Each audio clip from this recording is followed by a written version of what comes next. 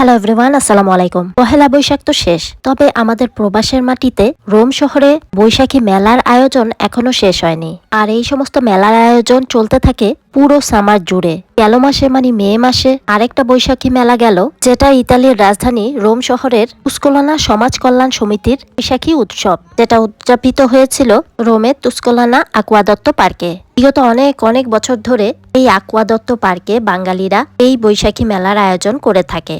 দেখতেই পাচ্ছেন বাঙালি রমণীরা নববর্ষের শাড়ি চুড়ি একদম বৈশাখীর সাজ দিয়ে আসে।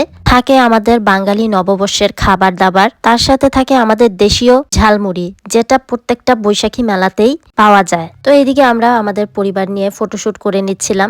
আর সবচেয়ে বেশি আকর্ষণীয় যে জিনিসটা ছিল সেটা হলো আমাদের বাংলাদেশের ঐতিহ্যবাহী ট্রেডিশনাল রিক্সা, যেটা প্রেজেন্ট করেছে বন্ধু লঞ্চ রেস্টুরেন্ট। বিভিন্ন রকম খেলাধুলার অ্যাক্টিভিটিসও থাকে এই ধরনের বৈশাখী মেলায়। দূর দূরান্ত থেকে সকল বাঙালিরা ছুটে চলে আসে বৈশাখী মেলা উদযাপন করতে। পুরো বাংলাদেশি একটা ভাইব পাওয়া যায় এই মেলায়। সবাই আমাদের দেশীয় রিক্সা পেয়ে সবাই এখানে ফটোশুট করছিল একদম ফ্রিতে। প্রত্যেক ইতালিয়ানরা এসেও ছবি প্লাস ভিডিও করছিল এই রিক্সার। ইতালিয়ানরাও এই রিক্সা দেখে বেশ এক্সাইটেড।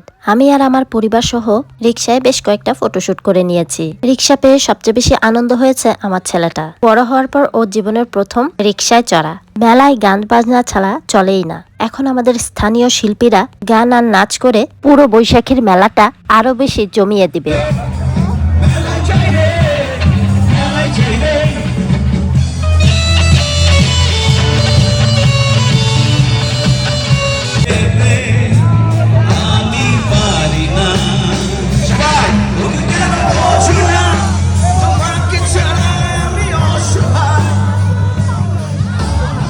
এদিকে আমরা মামেও একটু এনজয় করছিলাম আর ফটোশুট করছিলাম। আর এই গানের আসল চলতে থাকবে রাত 10টা কিংবা 10:30 পর্যন্ত।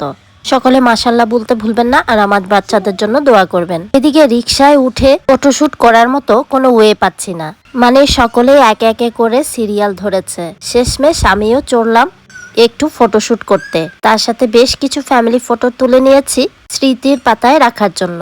আমার বিশেষ চাহিদা সম্পন্ন সাহির বড় হওয়ার পর এই প্রথম উঠলো রিক্সায়। ও বেশ এনজয় করছে, ঠিক বুঝতেও পারছিল না এটা কি, আর বারবার বলছিল সাইকেল। তো ওর মুভমেন্ট দেখে বুঝতেই পারছেন যে ও কতটা হ্যাপি। ওর খুশি দেখে আমরা নিজেরাও অনেক খুশি। স্পেশালি ধন্যবাদ জানাই বন্ধু লঞ্চকে সুন্দর একদম এই হুবহু আমাদের দেশের মতো রিক্সাটা বানানোর জন্য। আমাদের বাঙালি মেলার পাশাপাশি আরেক পাশে চাইনিজরাও ওদের মেলা বসিয়েছিল, আর সবাই এখানটায় আমরা চলে এসেছিলাম এক একে করে ফটোশুট করার জন্য। চাইনিজরা বিভিন্ন রকম স্টল বসিয়েছিল এখানটায়। যদিও এই মেলায় আমাদের বাঙালিদের কোনো স্টল ছিল না, চাইনিজদের স্টলগুলো দেখতে দেখতে আরো সামনে এগিয়ে গেলাম। বাচ্চারা বায়না ধরছিল সামনে যে পার্ক আছে সেখানটায় খেলা করবে, তাই ওদেরকে কিছুটা পার্কে খেলা করিয়ে নিয়ে আস্তে আস্তে বাড়ি চলে যাব। আমরা তো বেশ এনজয় করেছি এই মেলায়, তবে কিছুটা আফসোস লাগছে পরিচিত ভাবিদের সাথে আমার দেখা হয়নি, কারণ এক একজন ছড়িয়ে ছিটিয়ে ছিল। তাছাড়া একটুক্ষণের জন্য বৃষ্টিও হয়েছিল। কেমন লাগলো আমাদের ইতালির বৈশাখী মেলার ভিডিও অবশ্যই কমেন্টস করে জানাবেন। চাইনিজের পারফরমেন্স দেখতে দেখতে আজ এখানেই বিদায় নিচ্ছি।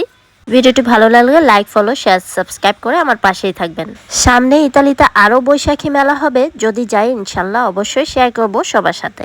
সবাই ভালো সুস্থ নিরাপদে থাকবেন। আমার ছোট্ট পরিবারের জন্য দোয়া করবেন। আল্লাহ হাফেজ, আসসালামু আলাইকুম। Thanks for watching.